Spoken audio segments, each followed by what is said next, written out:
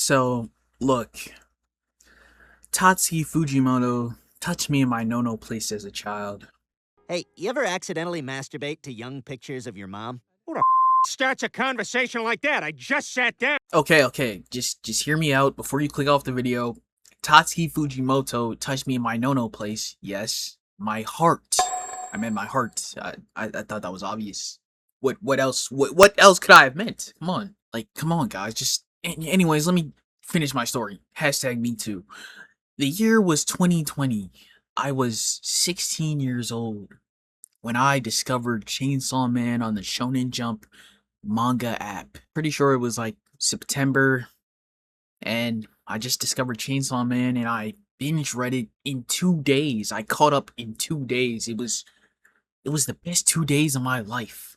Maybe the second best 2 days after I discovered porn. Chainsaw Man was like nothing I ever read or watched before. It was the manga made for me at the time.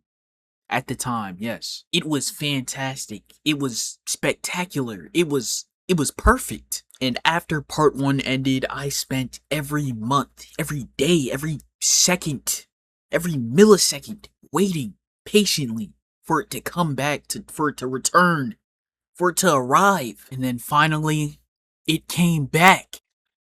And it was terrible. Okay, maybe I'm exaggerating. Part 2 wasn't that bad. It was just really extremely disappointing, below average, kind of garbage, it really was that bad when you really think about it. I don't know why I'm sugarcoating it. His critically acclaimed one-shots kept the faith in his work alive. He was never a good writer. It was all a facade. An illusion. Like, come on, man. What is this? Who wrote this? Like, seriously, is he trolling? How did he get this past the editors? No one tried to stop him? They called this man a revolutionary, and I believed it. They said he was the greatest writer since Sherlock Holmes. I mean, Shakespeare. But I believed it. But it wasn't true. It wasn't true at all. All he ever did was traumatize and sexualize high school kids for 232 chapters straight, and we thought it was peak. I thought it was peak. We all did. We all fell for the illusion. He was not the revolutionary shonen writer that we thought he was. He couldn't subvert a single trope. He killed everyone and brought them back. Fairy Tail. Like, what is he doing? He couldn't even kill more named characters than My Hero Academia. Nobody dies there. You ever think about rewatching the Chainsaw Man Reze arc movie? That movie was great. Just so you know, none of it ever happened canonically in the story. There are two specific types of terrible endings in stories that people hate. The ending where the main character wakes up and it's all a dream, and the ending where they go back in time and retcon everything. This man managed to combine both those endings and put it into one and make it the ending of his series. Is he serious? In all seriousness, the first couple arcs of Chainsaw Man Part 2 were actually pretty great, and the series looked pretty promising. So, what exactly went wrong? Did the Miracle Child, God's gift to manga, lose his ability to write mid manga? I think he did. I think that's exactly what happened to Fujimoto. I think he lost his ability to write. He lost his passion for manga. He just lost his skill. His quirk got taken. Hokuzono took it from him, bro. Okay, but in all seriousness, all jokes aside this time, like for real this time, Tatsuki Fujimoto literally lost his passion for this manga, like halfway through. The art declined. The writing declined.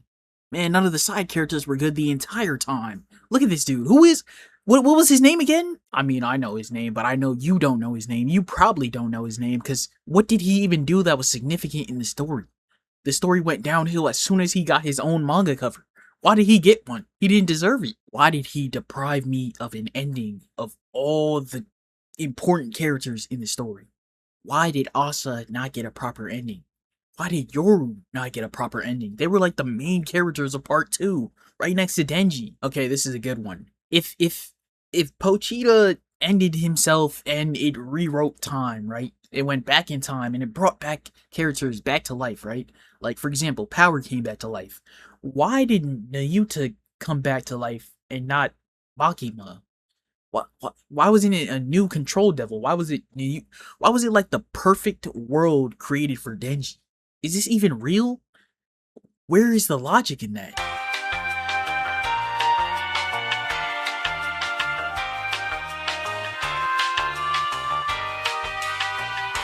Honestly, the truth is, I have so many questions. We all do, and let's be honest, they're never getting answered. We just got to deal with that. We just got to accept it.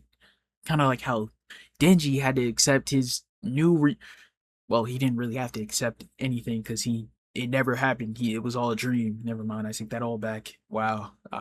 Dear Tatsuki Fujimoto, comma.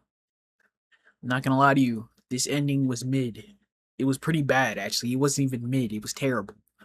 But it's gonna be fine because in 10 years' time, everyone is gonna switch up on this ending. Everyone.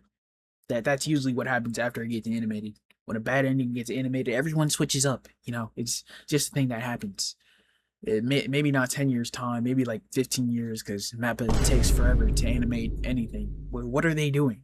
Actually, never mind. I can't even blame them because my next video is probably gonna come out in 15 years time too. Because what am I doing? Holy shit. This is fine. I'm gonna drop next week and the week after. I'm not. Let's be honest here. Bye.